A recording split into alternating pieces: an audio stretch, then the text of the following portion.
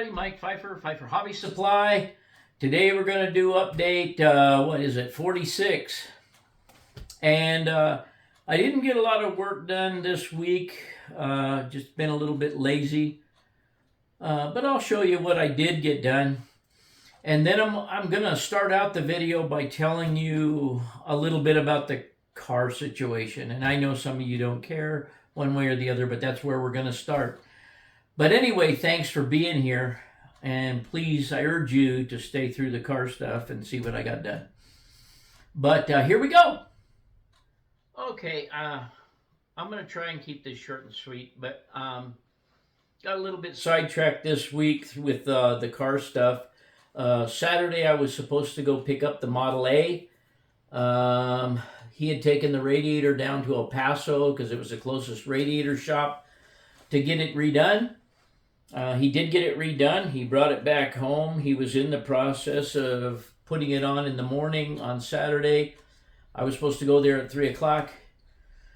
Only to find out that when they rebuilt the radiator, on a Model A, the radiator cap's up here. It's a non-pressurized system. And the overflow does not come out the neck like it does on modern cars. It's inside underneath the radiator cap. And then it turns, the way I understand it, it turns and then comes out through the top of the radiator and is soldered there, then goes along and goes out on the ground. Well, when they rebuilt the radiator, they did not put the overflow up high enough. They left it down a ways from where it should have been. So when he filled it with water, he noticed that when he was filling it up to where it needed to be, the level it needed to be, a bunch of it was running out on the ground. So that's when he found that they had left the tube, soldered the tube in too low. So, so he's going to take it down to El Paso. They've agreed they're going to fix it. It's not a big deal. It's just that it's a 3-hour round trip to get down there and get back. It's going into El Paso's a mess. And anyways, but he's going to take care of that. Then also the fuel gauge did not work, and he wants to fix that. Then he thought he'd go around and tighten up all the lug nuts on it, and one of the studs broke on the, I believe, rear axle. And I'm not going to go into it in great depth. But anyway, if you look up Model A studs, they are swedged into the hub and the drum. And it takes a 50-ton press, 25 to 50-ton press to do that, and some special tools to get the old bolt out. So anyway, it's a process. So he's got to send that to Arizona to get a guy to replace that stud, because it's just not as simple as the new cars of pushing it out and pushing one in. Anyway, so he's going to do that. And he could not do that before they left for a few weeks to go to Nevada for some drag racing stuff they were going to do, and to visit his daughter and some other stuff. So it will likely be somewhere around the middle of December before I wind up getting the Model A. But now, the good news. The carrier was supposed to come on Friday, pick up the Mustang. They were supposed to be there by 7 o'clock in the evening. At 8:30, I called to find out where they were, and they told me the truck broke down. Now, I've shipped a lot of cars, and I wish I had $1 for every time they told me the truck broke down. That's French for we didn't make it. But anyway, the following day, we did a T-track setup at the mall. And there was only 3 of us that were going to be there. There turned out to be more than that there once we got going, but that was all that committed. And we actually, another fellow and I, and another one stayed all day long from 9 o'clock till we tore down about 7 o'clock in the evening. And that turned into, we had a lot of fun. Talked to a lot of people. But we had a confrontation with a drunk, for lack of a better word, crazy woman. Um, she came up and was hanging around the layout, and she had this huge drink, and she was waving it over the top of the layout and talking to herself or God or whoever she was talking to.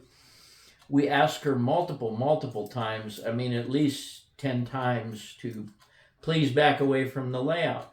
She dropped some popcorn on the track, derailed a train. We were afraid she was going to drop the drink on the layout and really screw things up. And after we asked her a bunch of times to step back from the layout with her popcorn and her drink, she proceeded to come back to the table and set the drink down right on the track. At which point, both locomotives and trains hit it and derailed everything on the track. At which point, we called security. Security came, got a hold of her, talked to her for about a half hour, 45 minutes, wound up escorting her out. The security people at the mall have to get a hold of the city police. They have to come up and file a report so that the security people at the mall have a report of what happened when they spoke to this lady. Anyway, they kicked her out of the mall. But that aside, the rest of it was all fine. Didn't hurt any locomotives, no cars, nothing that went to the floor or anything. It was just annoying that she wouldn't stay back. So anyway, to get to the point of the story, obviously the car hauler never came. He couldn't come on I told them they couldn't come on Saturday because I was going to be at the mall all day, which I was.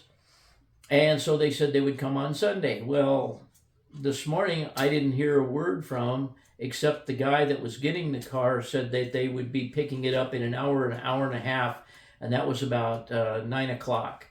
And about 10:15, a guy came to the door.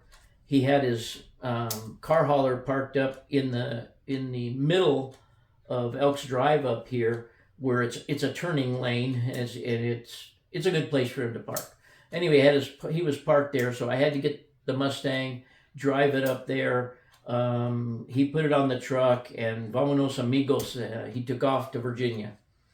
Everything was good at that point, but it's waiting for people to show and stuff has eaten up a lot of my time, plus the mall setup, being as we didn't have really for the entire time enough help to help with the setup. So that being said, let's get on with this video before you go crazy. Okay, gang. I think I showed it to you. This ice dock that I made curved was on a little module that was sent to an N-scale convention for judging. Did pretty well. I wanted to use it, so I took it off the 1 foot board it was on, 1 foot square board it was on, and I put it here. And I like it there.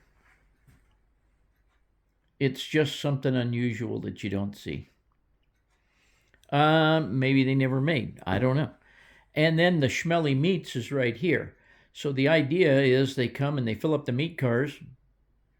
They take them down there. They run them down there. They run them over here to be iced. And then they're set out over there for pickup.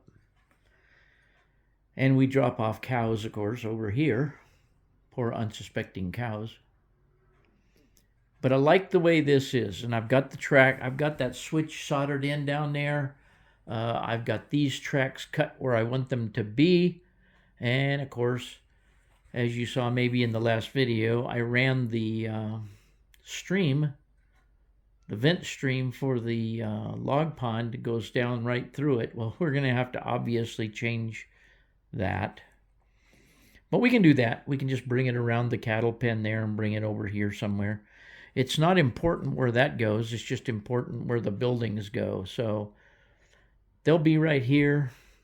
Don't know what else will be over here, but we'll see.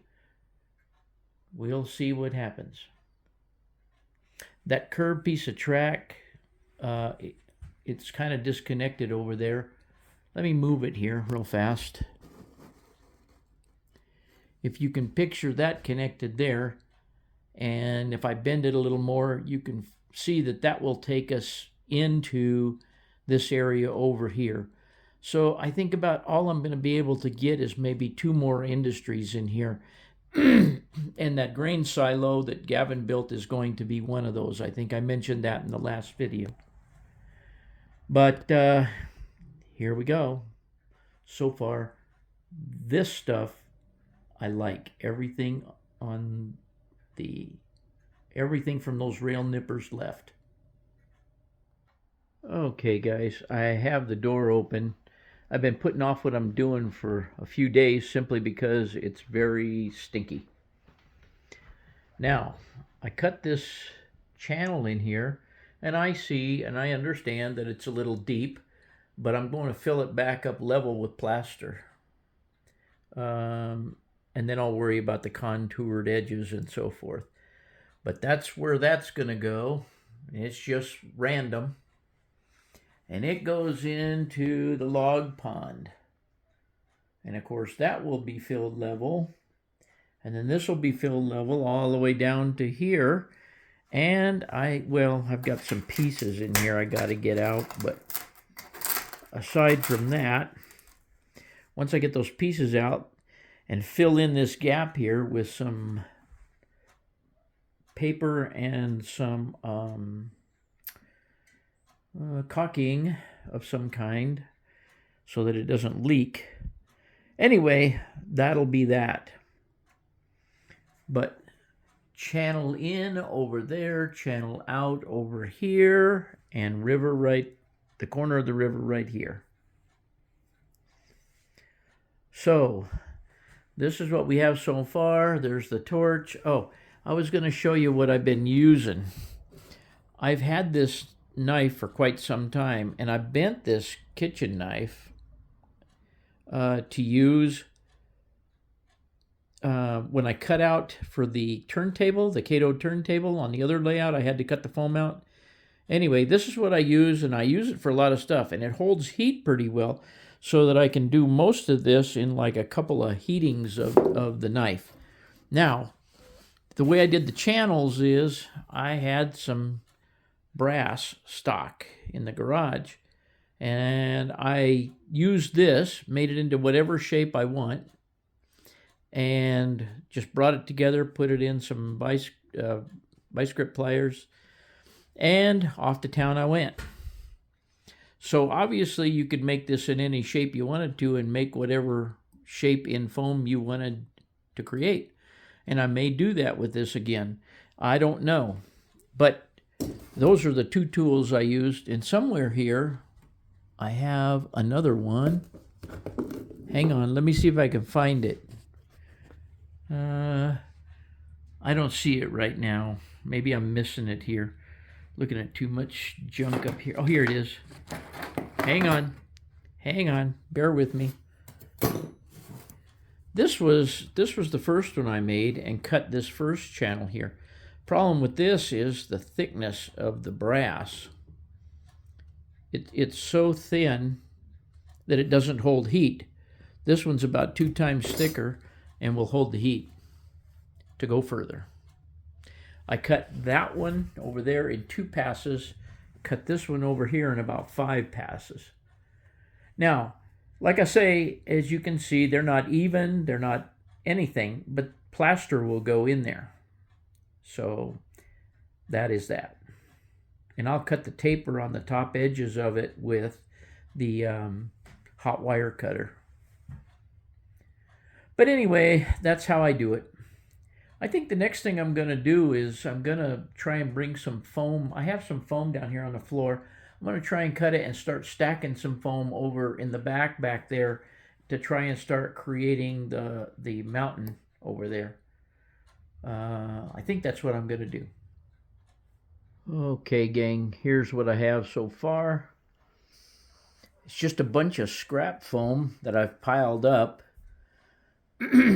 It'll get some, pardon me, it'll get some newspaper and some plaster cloth over it, and it'll all come down and blend in. I'm hoping to leave flat spots for a few houses up in there, and so forth. But you get the idea. And then I just had a couple pieces left, so I built this little jut out here,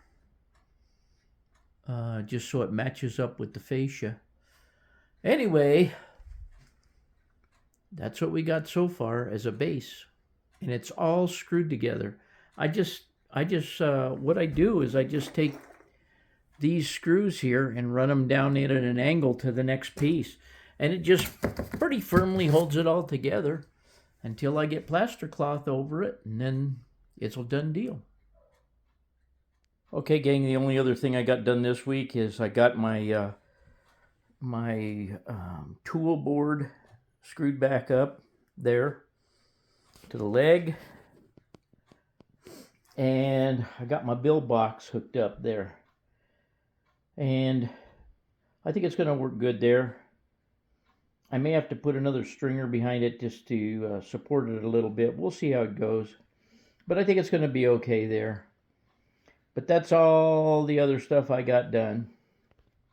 Okay, one last thing. I decided to stay out here and put some newspaper on what I got done there. You guys know that this is my method, wetting down newspaper and laying it over the bottom structure. And so that's kind of what it's going to look like, a little bit. I mean, that's the basic landform. There's several flat spots on there for houses. And then here's just some newspaper on the little piece I put out there, the little foam piece I put out there. So that's where we're going to leave it for this video. Okay, amongst all the other things, that's all I've gotten done. What I didn't tell you in the video, and I'll tell you now, is I have a kind of a hankering to build another Little League ball field out here somewhere. And I think I'm going to put it down in the other city section over there somewhere. But I made that Little League field for one of the other layouts, and it's now out at the club. And I really like the way it looks and the way it turned out. And I think I'm going to do that again. It's an idea I like, and people notice it right off the bat because I put some big lights around it. Anyways, that's some thinking I've been doing, and that's something I am going to build. And thanks for watching.